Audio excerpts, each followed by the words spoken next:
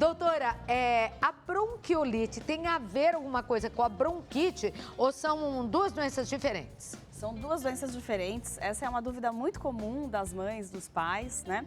Então, a bronquiolite, como você havia falado, é uma doença até os 2 anos de vida. Tá. Claro que existem pessoas que tiveram bronquiolite na infância e vão evoluir para bronquite ao longo da vida. Mas a bronquite, também conhecida como asma, é uma doença de criança mais velha, Tá. acima de 5 anos, Ela geralmente. surge mais tarde Ela também. pode continuar, Tá. mas geralmente a gente faz esse diagnóstico a partir da história, né? E se sedimenta mesmo com 5 anos de idade. E como se pega, como se transmite a bronquiolite? A bronquiolite é sempre uma doença causada por vírus. Os vírus são aqueles agentes que causam gripes, resfriados, que às vezes nos adultos são coriza, uma tosse mais simples, mas que nas crianças podem causar esse quadro mais grave chamado bronquiolite.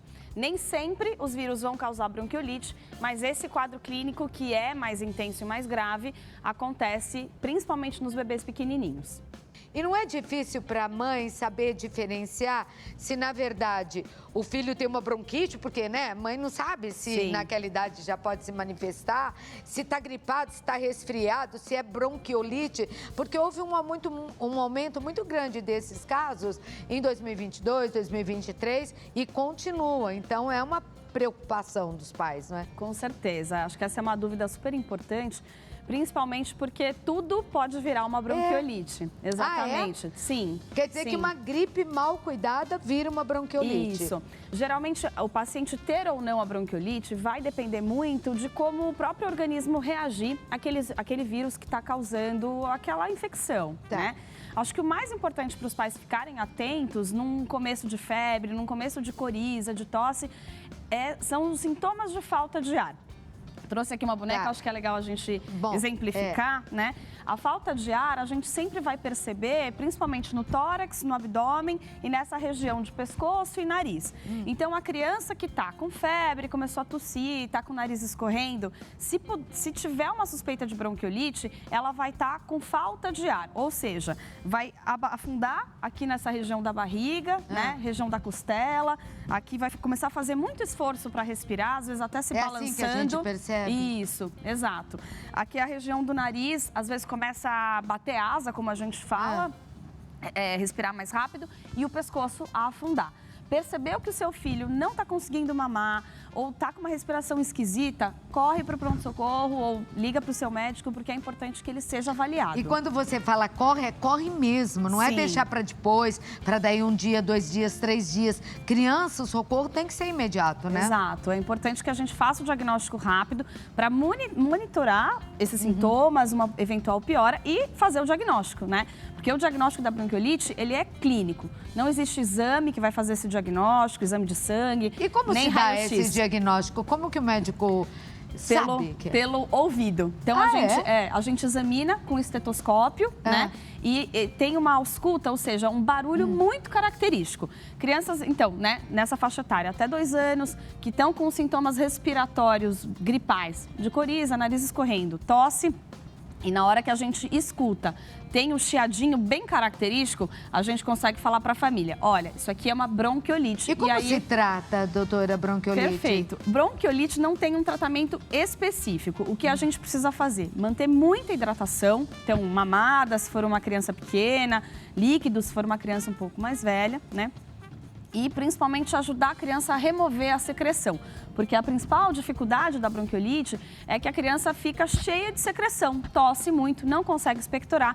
E esse catarro preso ali na via respiratória mais inferior, né, dentro do pulmão, que vai fazer essa dificuldade para respirar. Agora, olha como a informação é importante, né? Eu estava conversando com uma pessoa no último sábado e a pessoa me dizia, nossa, eu estou preocupada com meu filho, que tem 1 ano e meio. Porque ele até chora para tossir, eu acho que ele está com pneumonia. E pode ser bronquiolite. Pode. Pode, são diagnósticos que Porque está fazendo são um parecidos. esforço Perfeito. e são parecidos e tem que ser diagnosticado por um médico. Sim. Porque é tanta coisa parecida que a criança, Sim. né, pode ter. Como é que eu ajudo essa criança? Como mãe, o que eu posso fazer em casa? Em casa, então, principalmente além da hidratação, medidas para remover a secreção. Então, uma das coisas mais eficientes, que às vezes as famílias até acham que não vai ser tão benéfico, é a lavagem nasal. Lavagem nasal é excelente para remover a secreção. Então, eu trouxe aqui... Para as crianças maiores, a gente tem essas garrafinhas, né, que vendem nas farmácias, super fáceis de encontrar. Mas o mais fácil, geralmente, é com seringa. Aqui o pulo do gato, que a seringa, idealmente, é que ela seja uma seringa com esse bico mais arredondado e não com aquela pontinha. Isso, segura sem mexer, doutora, pra gente ver. Esse é arredondado, Isso. ok. Dá até para comprar Esse biquinho compra na farmácia? Dá para achar na farmácia. Deixa um pouco mais confortável. Dá para você segurar um pouquinho, só pra gente ver o biquinho também? Para você de casa reparar, tem no Brasil todo. Faço nas farmácias, O né? que eu coloco dentro da seringa? Soro fisiológico. Tá. Soro fisiológico também de farmácia. Então, a gente enche aqui 10 ml para crianças maiores de 6 meses. Crianças pequenininhas, você pode começar com 1 ml, 3 ml, 5 ml, até ir se sentindo mais confortável, tá? E aí, o importante da lavagem nasal, muitas pessoas têm medo, vou machucar o ouvido, a criança não gosta. O mais importante é a gente fazer com a técnica adequada. Tá bom. Então, vamos mostrar aqui no bonequinho também, aprender. Né? A gente pode fazer em 2 pessoas, principalmente nos primeiros momentos que você for iniciar. Coloca sempre o bebê sentado, né? Você vai segurar as mãozinhas e o rosto para que ele fique retificado, assim, de forma mais retinha. Então, vamos fazer de conta que... Tamanho avó aqui. Isso, perfeito. Eu seguro o quê? Eu seguro a mãozinha. Segura a mãozinha e o queixinho. Na verdade, se você tá na frente, o ideal é você fazer com a seringa. E aí então, já piorou. Eu sei como quer segurar o bebê? E eu faço melhor, né? Eu seguro o bebê. Quer que eu segure? Você quer que eu fique... Perfeito, assim tá ótimo. Então, segura. Criança sempre sentadinha, tá, pessoal? E seguro aqui. Isso. Aqui e aqui. Isso. Levemente inclinada pra frente, exato. E aí, é muito comum as pessoas fazerem pra cima. Lembrar que a nossa via aérea, o nariz, ele tá aqui, né, no perfil. Então, o ideal é que a gente coloque a seringa como se eu estivesse entrando no rosto do paciente, do bebezinho, né? Então... A seringa cheia, a gente vai segurar e aí é pra gentilmente eu vou apertar. Não é aquela apertada assim, vlupt. Porque o problema da lavagem nasal, quando ela causa algum incômodo no ouvido, é a rapidez, a pressão. Ah, tá. Não precisa ser num jato só, com medo do bebê ficar se mexendo. Ele vai ficar se mexendo, mas por isso é importante segurar o rosto. Exato, exatamente. E aí, não tem problema. Se você tiver que fazer mais de uma vez, então, tá se mexendo, tá chorando, às vezes espera ele acalmar. Exato. Entra um pouquinho, espera, dali entra de novo e o que você vai observar... Ou essa criança vai tossir e vai engolir o catarro, tá tudo bem. Ou o catarro vai sair ali pelo outro lado, aquele montão de catarro. É a melhor coisa para tirar o catarro da criança. Então, bom que seja feito sempre com soro fisiológico. Exato. Mais alguma coisa eu posso fazer com essa criança ou devo fazer? Sim. Inalação, então trouxe um inalador portátil. Aqui esse é fácil de encontrar nas farmácias, tá? E a criança costuma. Você sabe que até cachorro acostuma? Com certeza. Porque os meus tiveram que fazer e numa boa, porque acostumaram. Exato. A lavagem também, ela vira costume. Então, até uma dica boa entrou o outono, inverno, começa a fazer. Já começa a fazer uma vez por dia antes do banho, porque a criança vai se acostumar, assim como acostuma a lavar os dentes, enfim, tomar banho, né? Porque daí na hora que tá doente, já é uma coisa um pouquinho mais conhecida. Sim, é melhor mesmo. Então, o inalador, esses inaladores de farmácia são só para soro fisiológico. A gente não pode colocar medicamento, porque ele estraga. Tá? Entendi. Então, só com soro também, né? Pode fazer até acabar o soro, 3, 5 ml, né? Por que o soro? Por que a inalação com soro? Isso vai deixar toda a secreção que está dentro aqui do rosto, né? Da garganta, etc., um pouco mais líquida. E aí ela sai mais fácil. Exato. Outra coisa que a gente pode utilizar são os soros fisiológicos em formato de spray ou de conta-gotas. Tem também o pediatra? Tem, exato. Esse jato aqui, ó, ele sai um jato fino, né? Que ele é até mais confortável. E aí ele às vezes também ajuda a deixar essa secreção mais molinha para que ela saia mais facilmente. Você quer que mostre, Gabriel? Um jatinho com a mão na frente, deixa eu ver se eu entendi direito. Com a mão aqui? É isso? Deu pra ver? Mas todo mundo acho que conhece, né? Porque agora molhou minha mão, agora deu pra ver, né? Porque é mais fácil, né? Mais agradável de fazer. Mas de qualquer forma tem que pôr no narizinho também, né? Isso. Da criança. Isso. Aliás, foi um jato em tudo quanto é canto. Não, imagina, fui eu.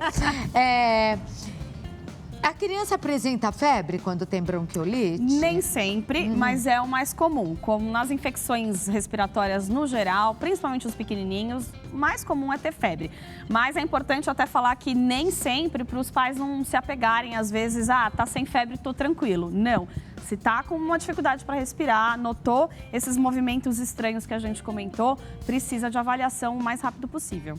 Tem que levar no médico. Adulto pode ter bronquiolite? Não. Não. É uma doença... Só até os 2 anos mesmo? Sim. Que a gente já esqueceu.